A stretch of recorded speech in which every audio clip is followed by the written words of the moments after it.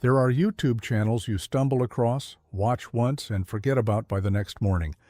Then there are the ones that get under your skin in a way you can't quite explain. The ones where you find yourself watching not because the topic is something you've ever thought about, but because something about the person telling the story makes you want to stay. Sandi Brock's channel, Sheepishly Me, is very much in that second category. Over 1 million people subscribe to watch a sheep farmer from a small corner of rural Ontario haul feed in the dark, pull lambs in the early hours of the morning, and talk honestly, sometimes painfully honestly, about what that life actually costs. But for a long time, the people who watched most closely suspected there was a great deal more going on behind those barn doors than flock management and lambing updates. They sensed the weight underneath the warmth. They noticed the moments where the camera caught something the narration didn't quite explain. And eventually, in the way she always does, Sandi confirmed everything they suspected. She just did it on her own terms. To understand who Sandi Brock is today, you have to go back to where she started, and that means going back to a dairy farm. She grew up in agriculture, the daughter of a farmer, surrounded by the rhythms and demands of livestock from the time she was old enough to be useful in a barn. That foundation shaped her in ways that would define every decision she made later. It gave her an instinct for animals, a tolerance for long and unglamorous hours, and a philosophy about work that doesn't leave room for shortcuts. But it didn't immediately point her in a clear direction. By her own account, she went through something of an identity crisis in her earlier years, trying to figure out what her version of an agricultural life was going to look like. What she landed on was a partnership. She and her husband, Mark, built Shepherd Creek Farms together, a grain and livestock operation near Staffa, Ontario. Mark took the grain side, running a substantial acreage. Sandi took the sheep, which meant taking on something she was still very much learning. She hadn't grown up with sheep specifically. She'd spent years in the broiler breeder chicken industry, working alongside her father-in-law and brother-in-law, and sheep were a deliberate choice to diversify the operation. That decision to start fresh in a new area of livestock farming, to essentially become a student again after years of agricultural experience, is important context for everything that followed. Because that's the energy Sandi brought to the camera, not the confidence of someone showing you how it's done, the candor of someone figuring it out in real time and deciding to document the whole messy process. In those early years, she expanded significantly, building a new barn and more than tripling the size of her flock, a move that brought enormous pressure alongside the growth. The learning curve was steep, and rather than keeping the stumbles private, she talked about them, the train wrecks, as she's called them, the decisions that didn't work out, the diseases she didn't catch in time, the systems that needed to be rebuilt from scratch. She said it herself at an agricultural symposium in Ohio back in 2019. She loves talking about the train wrecks because she doesn't think enough people in farming do. That honesty became her signature, and it turned a quiet sheep vlog into something much harder to look away from. The numbers that Sheepishly Me eventually produced are genuinely difficult to believe when you trace them back to the beginning. A female farmer in a niche most of the viewing public knows almost nothing about, posting multiple times a week from a barn in Ontario. That is not, on paper, a formula for mass appeal. And yet here we are. Over 1 million YouTube subscribers, more than 135 million total views. A following that spans continents, with viewers tuning in from countries that have never seen a Canadian winter, let alone a Canadian sheep barn, in the middle of January lambing season. The tipping point came when YouTube itself took notice. Sheepishly Me was featured on the platform's upcoming creators page in the early days of its growth, and after that visibility boost, the subscriber numbers accelerated in a way that Sandi herself found difficult to fully process. She's talked about the pressure that comes with that growth, the way more eyes means more expectations, and more expectations can quietly hollow you out if you're not careful. Burnout, she said bluntly, is a very real thing. The creative output required to sustain a channel that audiences depend on is relentless. And doing it simultaneously with running a several hundred-head sheep operation on an accelerated lambing system is the kind of workload that would break most people before lunch. But she didn't frame the channel as a brand or a business in those early days. She described it in a way that stuck with a lot of people who heard it. She was writing her book, she said, but she was doing it by talking to a camera instead of putting words on a page. Every time she pressed record, she had no idea how the video would end. That uncertainty, that willingness to start filming without a script or a guaranteed outcome, is what gave the channel its texture. You can't fake that quality, and audiences, even audiences who can't articulate why, can always tell the difference. By April 2024, the recognition had caught up with the reach. Sandi was inducted into the Stratford Perth Museum's Agricultural Wall of Fame, an honor that placed her alongside names who had shaped farming in that region for generations. The citation acknowledged her work as an agricultural influencer, specifically her role in connecting everyday people to the reality of farming life in a way that was accessible, unfiltered, and genuinely impactful. It was a meaningful moment, and characteristically, Sandi struggled with it. Her response when asked how it felt was not what most people would say after receiving a prestigious community award. She said it didn't feel deserved. In her mind, the people who earn those kinds of honors are the ones physically present in their communities, volunteering their time, showing up in person, doing visible work. Talking to a camera in a sheep barn didn't feel like that to her. The institution that nominated her clearly disagreed, and so did the million people who had found something in her channel that mattered to them. That discomfort with recognition is revealing.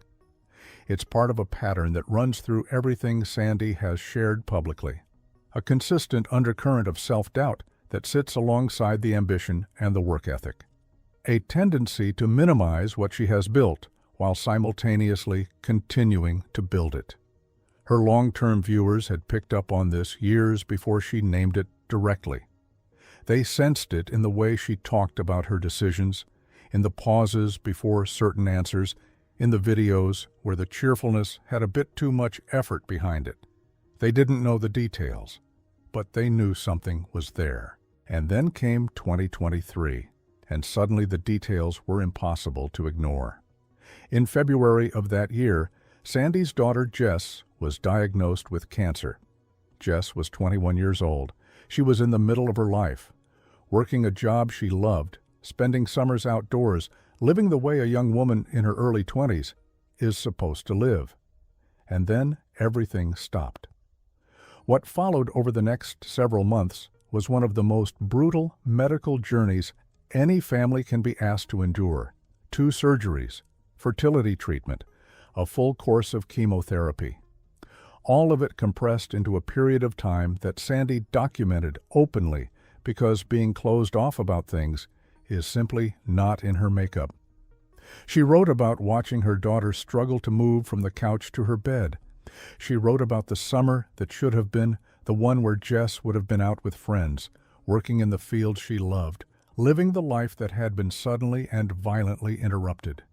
She wrote about the way the family developed their own ways of coping.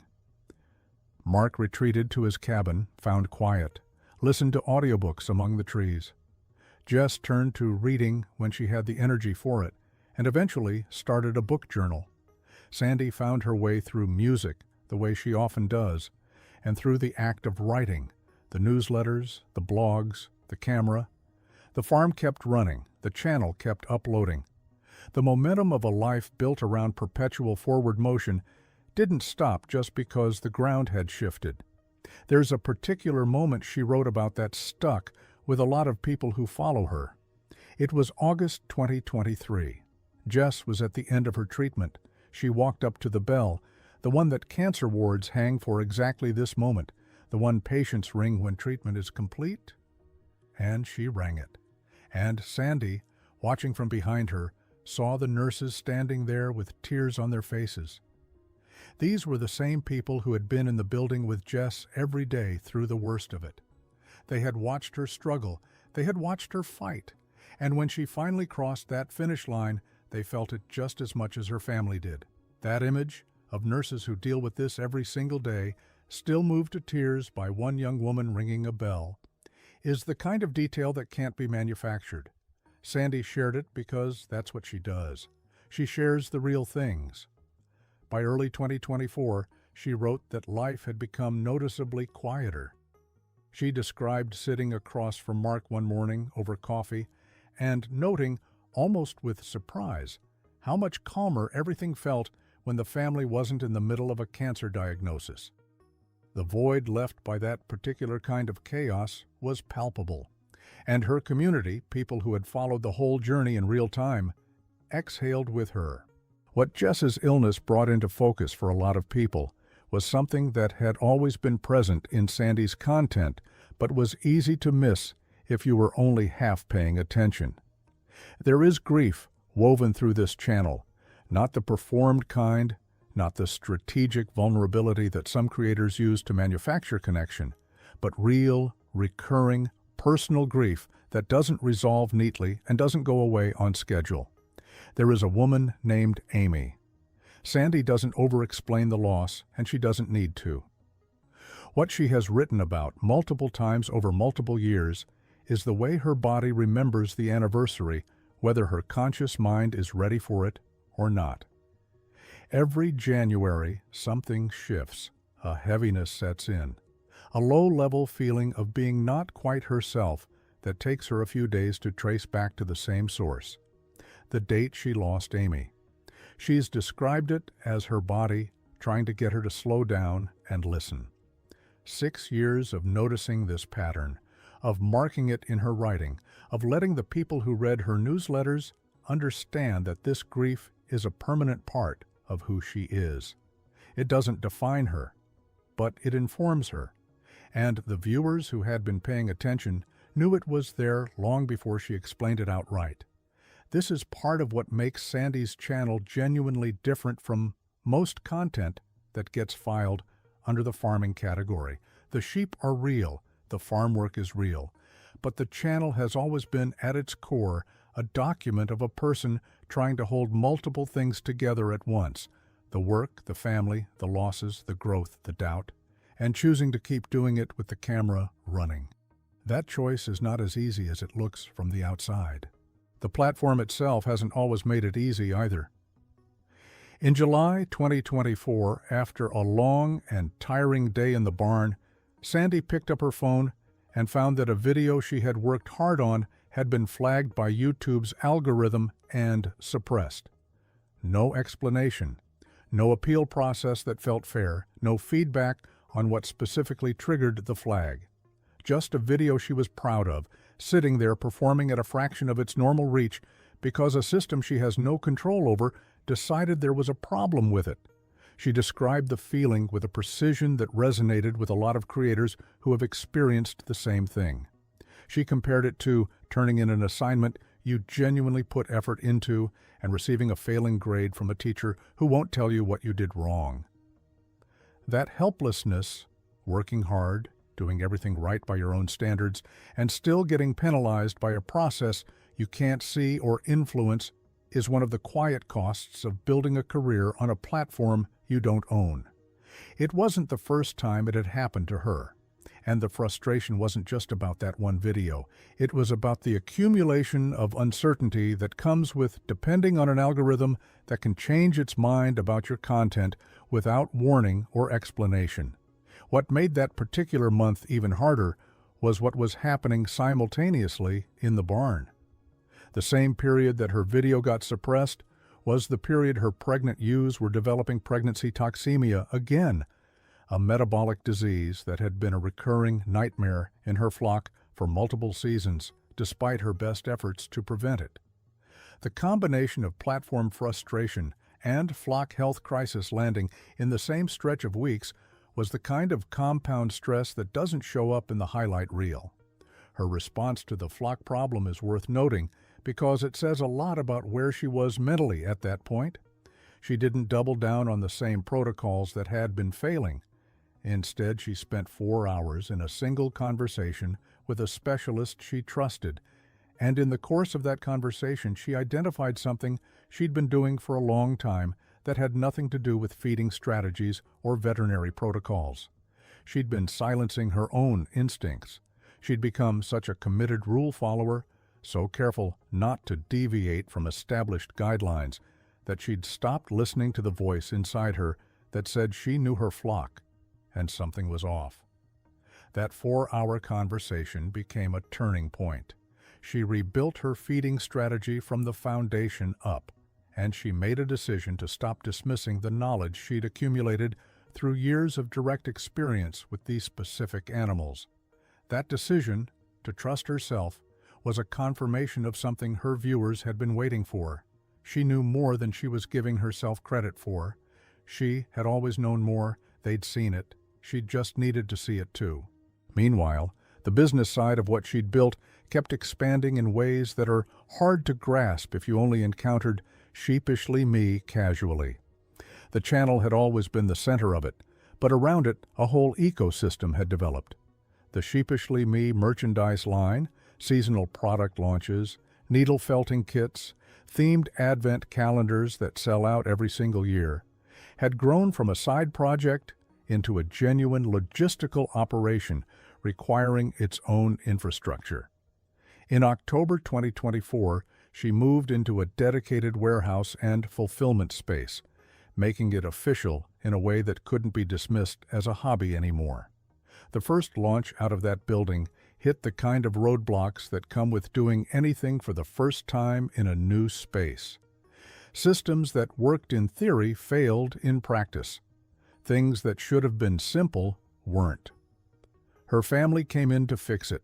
Her son Jack, who had recently moved out of the family home, came back to help work the launch from beginning to end. Sandi wrote that it brought them closer than they'd been in a while, that the shared effort of something chaotic and exhausting turned out to be better for their relationship than a dozen ordinary visits might have been. Her sister, her niece, and Jess were also there, working to get orders packed and shipped.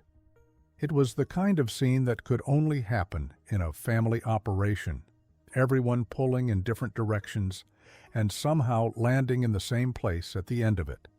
The financial picture that now surrounds all of this is something most of her viewers would never have predicted from those early barn vlogs. Estimates of her net worth have been placed at around $2 million, potentially higher, when you factor in the ad revenue from 135 million views, the sponsorships and agricultural partnerships her platform has enabled, and the merch brand that now has its own building. That is not the outcome of a content strategy. That is the outcome of a woman who started filming herself learning to farm sheep, refused to stop being honest about what she was experiencing, and built a following that grew because authenticity at scale turns out to be remarkably rare and remarkably valuable. So what exactly did Sandi Brock confirm that everyone who had been watching closely already suspected? Not a scandal, not a secret affair, a dramatic breakdown, or a carefully concealed crisis. Something more complicated than that, and ultimately more meaningful.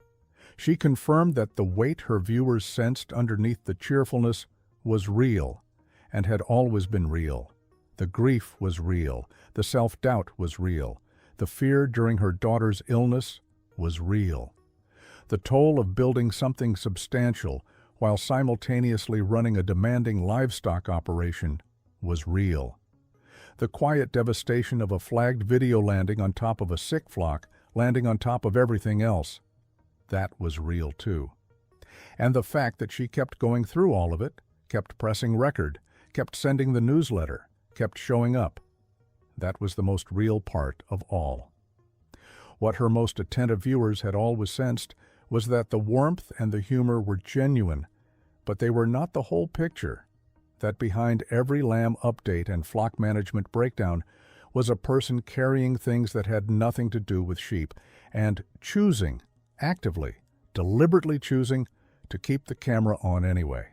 That choice is what turned a sheep vlog into a community. That honesty is what took a grain farm operation in rural Ontario and made it matter to people in places who have never seen a sheep up close in their lives. She didn't set out to do any of that. She set out to write her story. And when you go back and watch the earliest videos, knowing everything that was coming, the expansion, the million subscribers, the illness, the grief, the algorithm fights, the warehouse, the wall of fame, you can already see it. She was always going to be someone worth paying attention to. Most of her viewers figured that out early. They were just waiting for her to confirm it. And over the course of the last few years, quietly and consistently, she did exactly that.